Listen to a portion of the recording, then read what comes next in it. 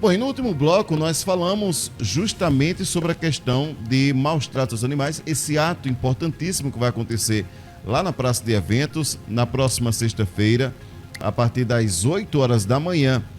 E além, é claro, desse ato que simboliza algo impressionante, maravilhoso, que é a simpatia aos animais, nós estamos, além, é claro, dessa mobilização, nós estamos recebendo Daniel Macedo aqui, o psicólogo que já é conhecido aqui do Jornal do Município, para conversar com a gente e com você, ouvinte, justamente voltado a esse público que tem pet em casa. Você tem animal em casa?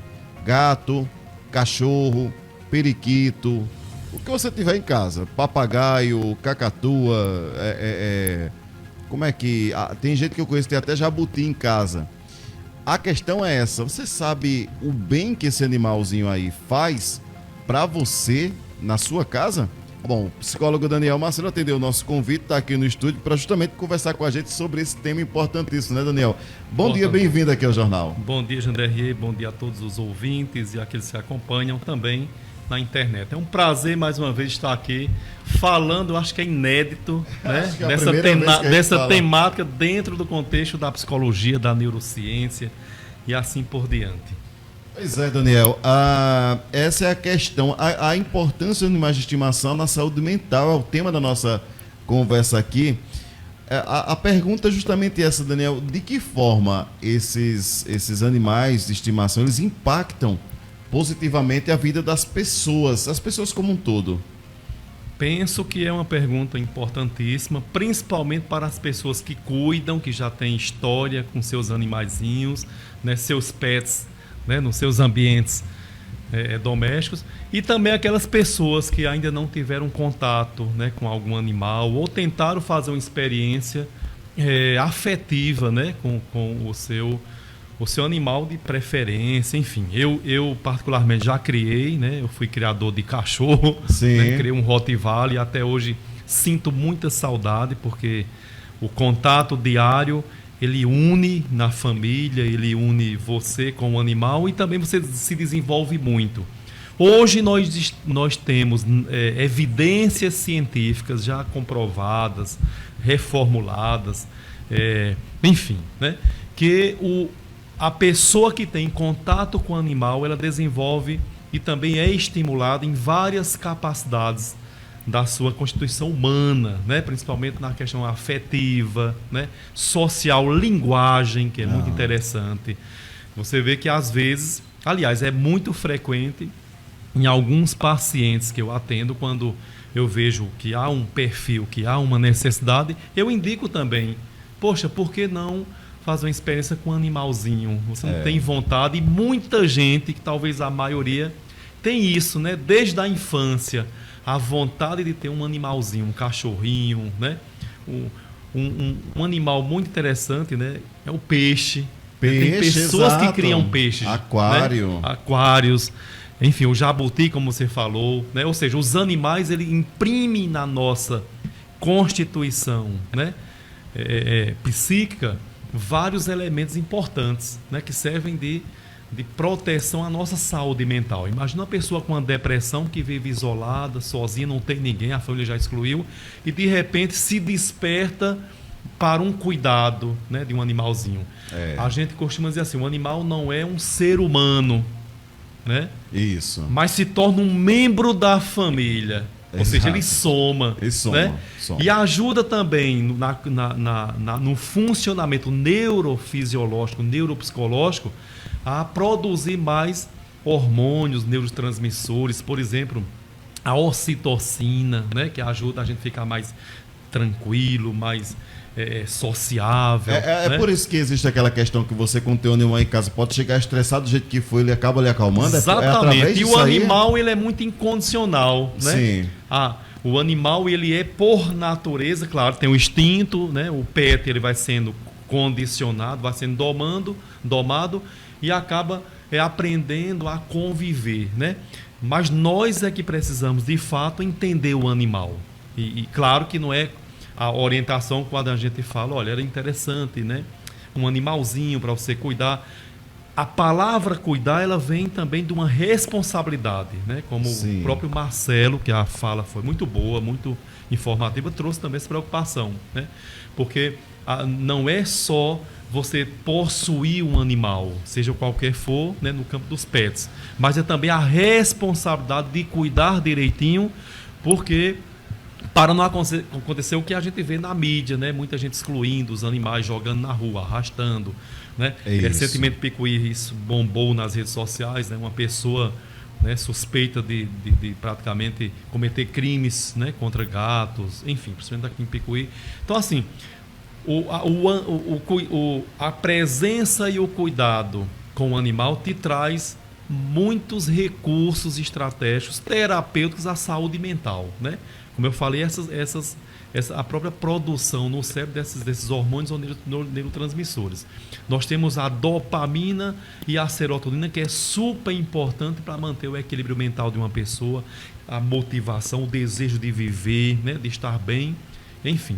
Mas o que é que eu quero dizer? Que as evidências científicas, a partir dos artigos atuais, né, ou aqueles que vêm há mais de 10 anos, décadas, trabalhando com essas informações, conclui que quem tem contato com animais, quem cuida dos animais e se sente muito bem com eles, inclusive aumenta a longevidade. Né? Quer dizer, isso é uma novidade, principalmente para os idosos.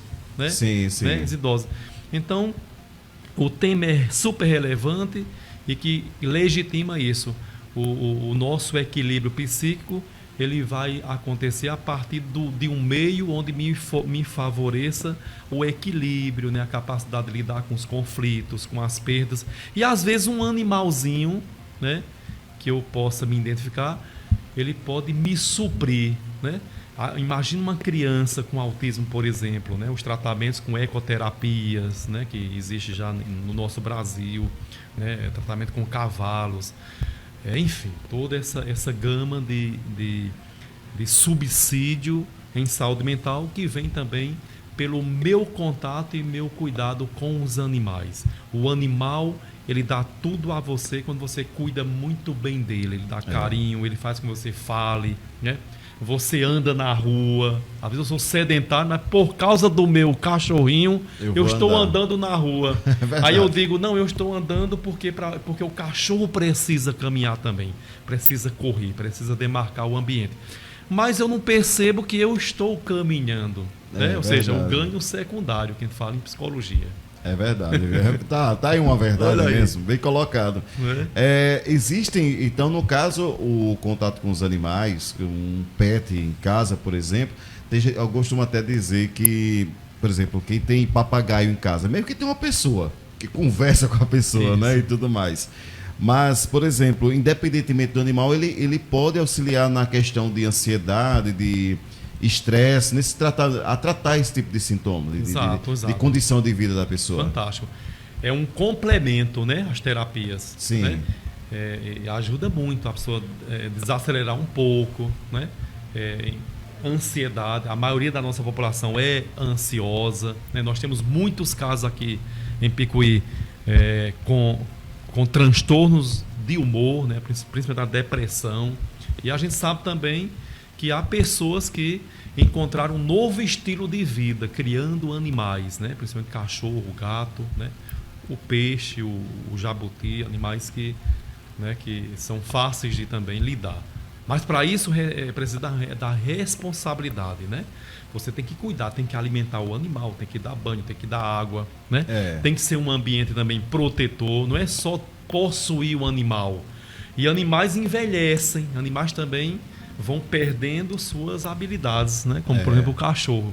E as pessoas que criam animais com esse viés de saúde mental têm que saber disso, tem que se precaver e se preparar para a velhice do animal, porque muitos acabam excluindo o animal, o bichinho. Por causa da idade. Então, assim, o animal é um membro, se torna um membro e um companheiro, né? Para que ele não se torne apenas um objeto ali, porque é bonitinho, enfim, mas precisa de cuidado. Quando eu cuido de um serzinho, né, de um pet, eu também me cuido, porque eu vou trocando a experiência, eu vou aumentando a minha capacidade de sentir, de me afetar, né?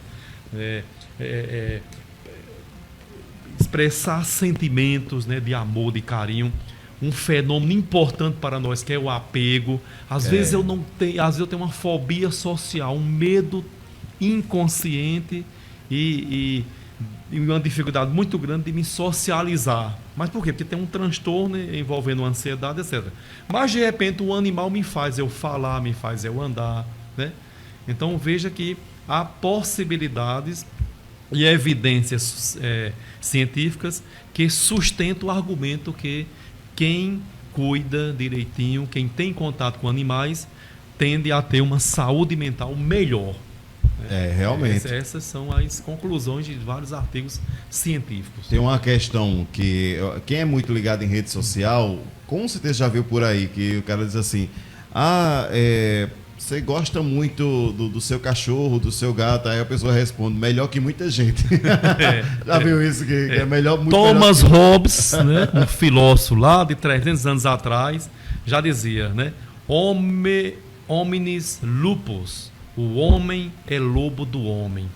E para que não se torne agressivo, selvagem, eu preciso de regras, contrato social.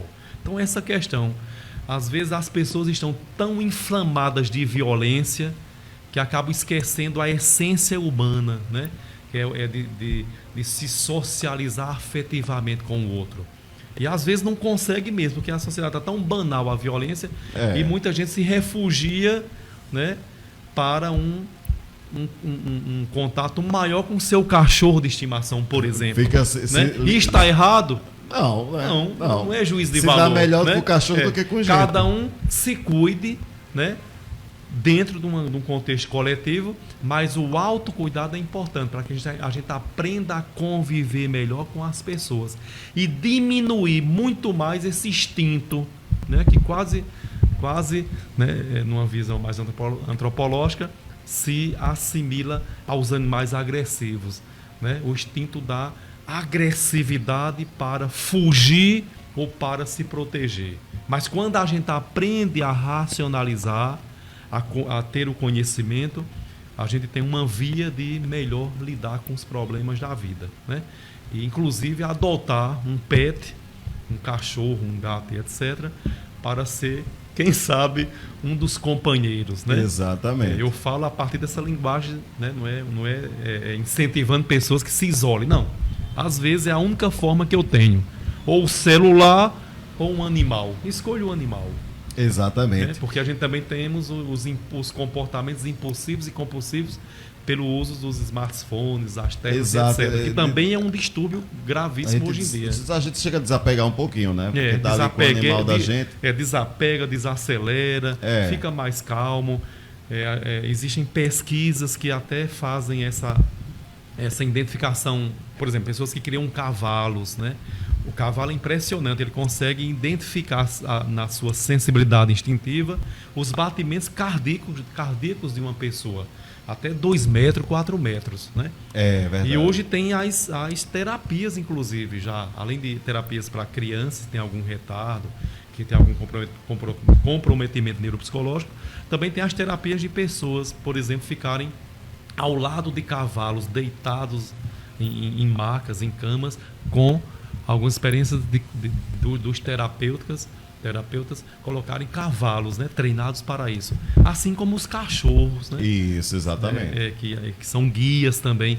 Então, assim, é um tema muito amplo, muito vasto, mas que no campo da psicologia existe muitas argumentações que comprovam cientificamente que novamente repetindo o que eu falei, quem tem contato diário com animais ou com um animal de estimação, há uma significativa melhora na sua saúde mental. Reduz a ansiedade, você se comunica, você expressa afeto, você cuida, você anda e assim por diante. Exatamente. Agora, Daniel, só para a gente encerrar aqui, a gente pode falar o dia todo, se deixar com esse assunto, que é muito interessante essa relação, né? Que tem umas pessoas que não tem, mas se simpatizam, que pode ver um bichinho que já quer fazer carinho, por exemplo, e tem aquelas pessoas que têm os animais em casa. Agora, Tem algum tipo de diferença, ou teria algum tipo de diferença, ou é praticamente a mesma coisa? O benefício entre idosos e crianças que têm um contato com pet em casa, por exemplo. Sim. Tem alguma diferença? Tem diferenças e também tem similaridades, né? Porque cada fase, né? Sim. As fases infantis são importantíssimas para estimular a linguagem e a afetividade, né? Veja uma criança que tem, de repente, um transtorno de fala leve ou moderado, e às vezes o contato com o animal, a criança começa a imitar, né? Que as expressões de imitação mesmo. Tem até uma expressão que fugiu agora, onomatopeia. Onomatopeia. Né? Então, de repente, ouvindo o gato miar, o exemplo do gato e o cachorro latir, a criança daqui a pouco está imitando, né? Ou seja, está tirando ela, condicionalmente, uma expressão, né, linguística, né, de som. Então, nas fases da infância é super importante a estimulação quando há animais em casa. A criança toca, a questão do tato, né? E o animal, ele sente isso, né? Ele faz o contato, é muito interessante, né? O animal, ele se apega. Na fase da adolescência, melhor ainda, porque os adolescentes, principalmente hoje, né, existe muito caso de depressão, de automutilação, de ansiedade, as crises existenciais. E de repente um cachorro, de repente um pet, pode ajudar a pessoa a amadurecer cada vez mais. E na fase, vamos pular do adulto para idoso, sim, aí é que é essencial, né? Porque muitas vezes, como eu já falei em programas anteriores, os nossos idosos são excluídos e alojados ou recantados em um quartinho lá no muro, escondido, né? E nunca está na sala onde está todo mundo batendo papo, ou está na área ou nos cantos mais sociais. E às vezes um animalzinho serve como companhia, né? Companhia. E o idoso sente bem, né? Eu não tenho meu neto para conversar comigo, mas de repente eu estou conversando com o animal, né? Isso é estratégica, né? Isso é algo de comunicação e afetividade. Então, em cada fase existe um benefício, né?